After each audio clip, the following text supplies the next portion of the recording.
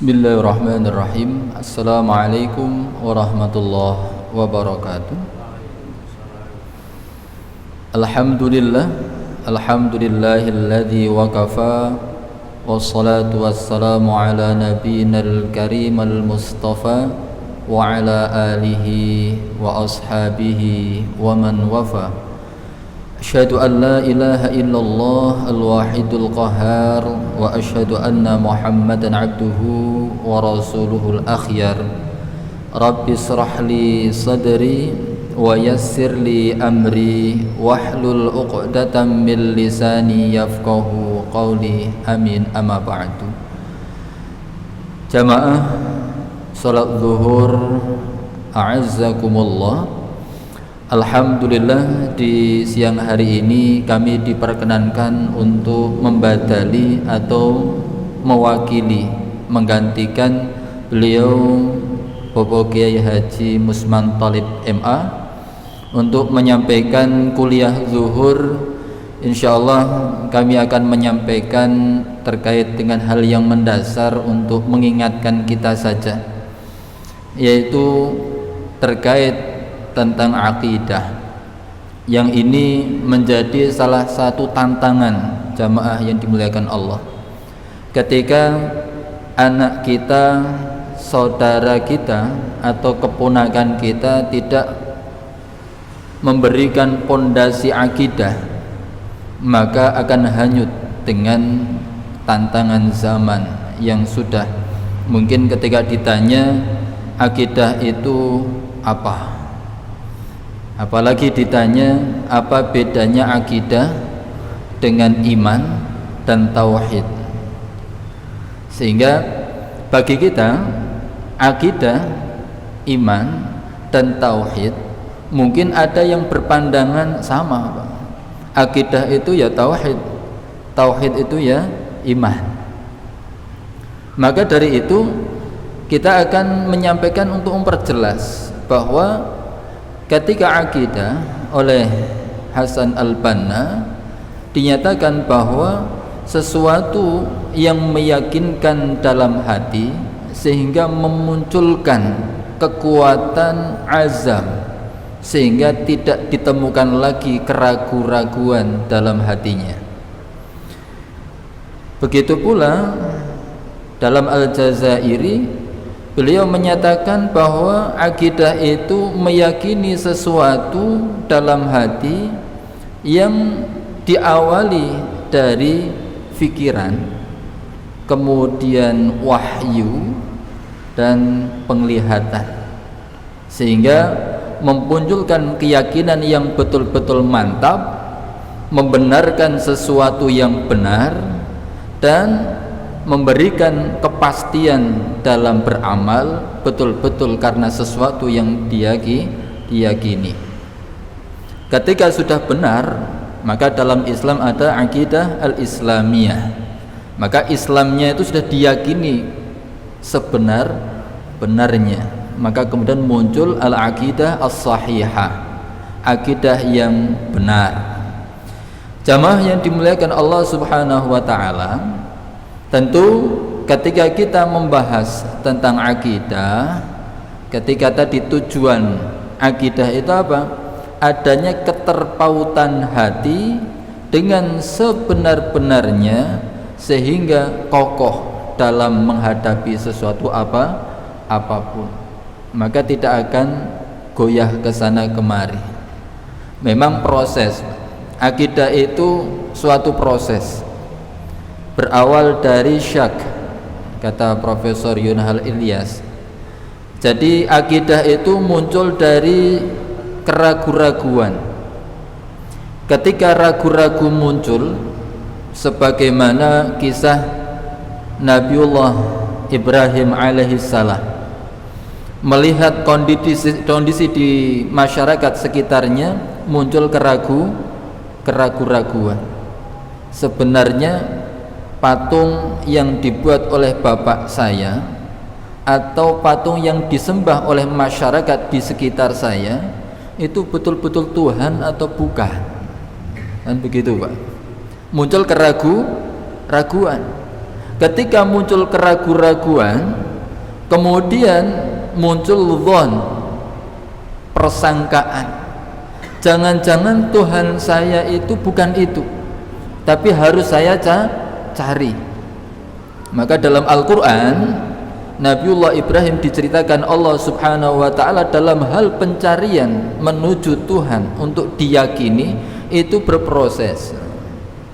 Dan itu Pak, mulai dari melihat an-nujum, bintang, ternyata bukan Tuhan saya. Kemudian melihat bulan, juga bukan Tuhan saya. Melihat matahari lebih besar daripada bulan, ternyata pun juga bukan Tuhan saya.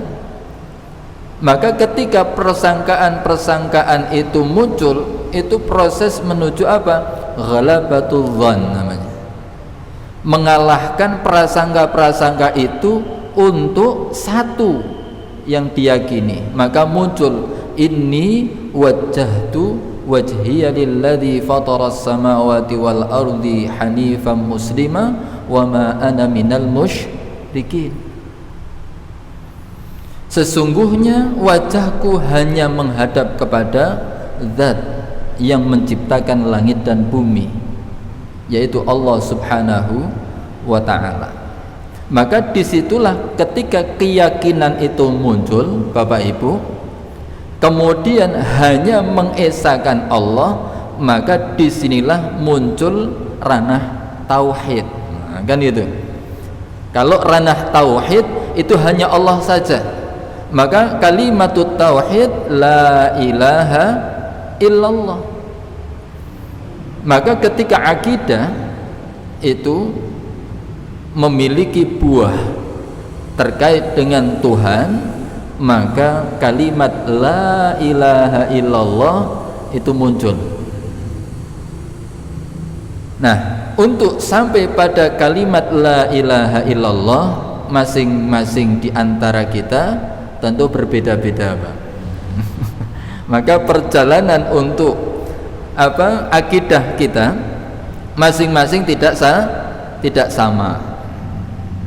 Maka ada beberapa tahapan sehingga tidak bisa kita menyamakan bahwa akidah kita itu ketika sampai pada tujuannya itu dengan perjalanan yang sama. Sehingga akidah yang menuju pada tauhid itu akan berbeda-beda. Mungkin di antara kita ada yang sudah menyatakan kalimat la ilaha illallah sejak kecil. Sebelum tahu artinya pun kita sudah bisa mengucapkan la ilaha illallah. Ada yang baru menyatakan la ilaha illallah karena mau menikah, karena syaratnya harus seagama. Baru belajar. Atau menyatakan kalimat la ilaha illallah di saat dia menemukan sesuatu karena ilmunya, karena dia menemukan sesuatu dalam pekerjaannya sesuai dengan profesinya, keilmuannya, sehingga kemudian dia menyatakan pembenaran bahwa apa yang saya temukan sesuai dengan kalam Allah dalam Al-Quran, maka itu tidak akan meragukan saya ketika menyatakan kalimat la ilaha illallah. Ada pula ketika kita bertemu dengan seseorang yang kita percaya, langsung Pak menyatakan kalimat itu, kan begitu. Maka ada satu orang yang hanya mendengarkan dari teman yang dipercaya, dia langsung percaya. Ada pula yang belum, masih ragu, saya belum percaya. Ada teman satunya lagi bercerita yang sama, baru dia percaya. Artinya udah tahapan orang lain. Ada pula ketika sudah beberapa orang menyampaikan kepadanya, dia belum percaya pula, maka dia butuh bukti. Kalau masalah misal perjalanan Pak, Paling enak kalau perjalanan religi itu ke pegunungan, misal yang di Semarang ini daerah Tembalang atau daerah Gunung Pati, kan itu tadabbur alam, di sana enak. Ketika kita mendengarkan saja, orang yang kita percaya mungkin percaya, Pak, tapi belum tentu semua orang percaya, butuh orang lain menyampaikan. Kemudian belum percaya juga, coba Google Map-nya mana. Nah, kalau sekarang Google Map, kalau orang dulu pakainya peta kan gitu. Sekarang Google Map-nya mana? Ini buka Google Map, ada apalagi ada akunnya, langsung cari di Google ketemu, sudah ada fotonya, ada view-nya, ada aktivitasnya. Semakin percaya. Apakah sudah selesai, Pak? Saya mau membuktikan. Nah, kan gitu. Kita survei ke sana. Survei disitulah dia tidak akan mungkin muncul pertanyaan-pertanyaan yang sebelumnya muncul ketika melihat foto saja. Begitu pula Bapak Ibu yang dimuliakan Allah Subhanahu wa taala. Akidah as-sahihah, akidah yang benar, akidah atau keyakinan yang kita tautkan dalam hati kita dengan kuat dan kokoh, itu ketika kita satu melalui jalur ilmu dzaruriyah, ilmu yang sudah tidak bisa diotak-atik lagi, yaitu wahyu. Ada orang yang hanya membaca Al-Quran sudah percaya, di antara kita, dan semoga kita semua begitu. Ketika sudah membaca Al-Quran, kita langsung percaya. Shadaqallahul adzim, maha benar Allah yang maha agung atas apa yang termaktub dalam Al-Quran. Maka ketika dalam surah Al-Baqarah ayat 2, dzalikal kitabu la raiba fih, di kitab itu tidak ada keraguan lagi di dalamnya. Dan ketika kita yakin, ayat-ayat itu selesai. Tapi ada cara yang kedua, Pak, untuk menuju pada akidah as-sahihah. Dalam memahami akidah yang benar, ada yang disebut ilmu an-nadhari, ilmu dengan memperhatikan sesuatu baru percaya. Dan itu, Pak, ketika membaca Al-Quran belum percaya. Contoh Profesor Maurice Bucaille mendapatkan cerita tentang Fir'aun dalam Al-Quran. Sudah percaya belum? Belum. Maka dia ingin membuktikan Fir'aun itu posisinya di mana. Dia datangi lautnya, kemudian ketemu jasadnya, kemudian dia angkat, kemudian dia bedah. Ketika dibedah itulah beliau kan spesialis bedah dari Perancis. Ketika dibedah, betul di dalam tenggorokannya ada garam, maka betul meninggalnya karena itu. Kemudian dia baru bersyahadat. Artinya apa? Terkadang untuk mencapai pada tahapan akidah as-sahihah butuh pembuktian yang itu bisa dilihat oleh mata, bisa difikir oleh akal, sehingga membenarkan hati itu membenarkan. Nah, bedanya dengan iman apa, Pak? Itu. Kalau iman itu lebih lengkap. Jumhur ulama itu menyatakan iman itu tasdiqun fil qalbi wa iqrarum bil lisan wa amalun bil arkan. Iman itu tidak hanya sekedar yakin hatinya, tidak hanya hatinya membenarkan sesuatu, tapi juga harus diungkapkan, kan itu. Maka ketika hatinya membenarkan Allah itu Tuhan yang satu, maka harus diungkapkan, asyhadu alla ilaha illallah wa asyhadu anna muhammadan abduhu wa rasuluh.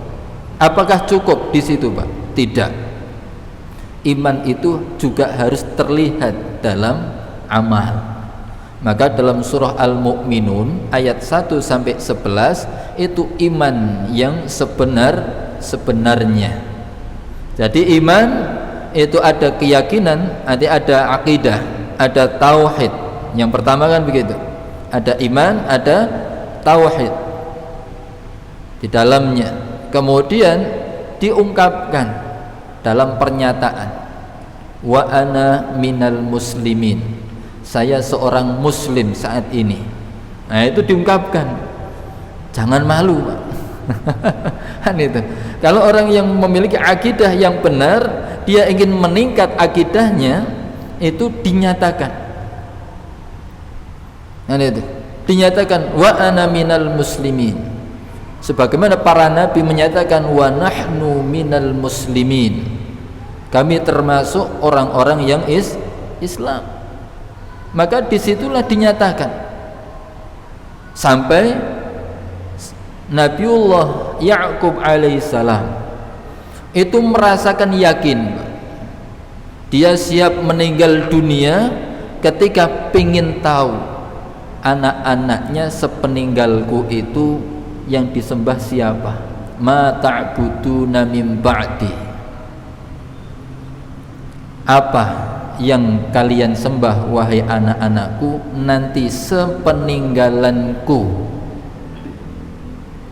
Barulah anak-anaknya menyatakan na'budu ilahaka wa ilaha abaika Ibrahim wa Ismail wa Ishaqa ilahan wahidan. Barulah Nabi Yakub yakin, Pak. Maka itu yakin, percaya dengan anak-anaknya, sehingga dia sudah siap. Misalkan saya dipanggil sekarang siap. Maka dalam riwayat setelah anak-anak menyatakan itu, tidak berserang lama Nabi Yakub dicabut nyawanya oleh Allah Subhanahu wa ta'ala. Maka pentingnya akidah itu untuk memperkuat, kan itu, untuk memperkuat apa? Hasanah keislaman kita, sehingga tidak goyah dengan perkembangan zaman, dengan perbedaan kondisi baik ekonomi, politik, sosial dan seterusnya. Itu betul-betul kita saling mengkaitkan satu dengan yang lainnya dalam hal beragama.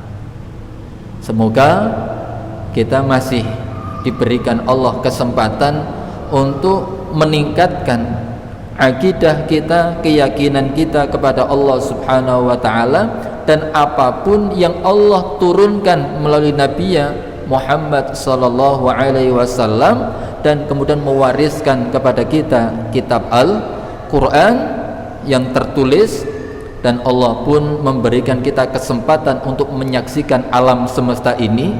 Untuk apa? Meyakinkan bahwa Allah Ta'ala yang mengatur alam semesta ini. Maka bagi kita la takhaf wa la tahzan, jangan terlalu takut berlebihan, dan juga jangan terlalu khawatir berlebihan, jangan merasa susah berlebihan, tapi bagaimana kita proporsional, sehingga apa yang kita lakukan itu betul-betul sesuai dengan tuntunan Allah Subhanahu wa ta'ala. Demikian jamaah yang dimuliakan Allah Subhanahu wa ta'ala. Jika kami menyampaikan ada kekurangan dan kesalahannya, kami mohon maaf yang sebesar-besarnya. Mari kita tutup dengan doa kafaratul majlis. Subhanakallahumma wa bihamdika asyhadu an la ilaha illa anta astaghfiruka wa atubu ilaik. Nasrullah fathun qarib wa basyiril mu'minin. Assalamualaikum warahmatullahi wabarakatuh.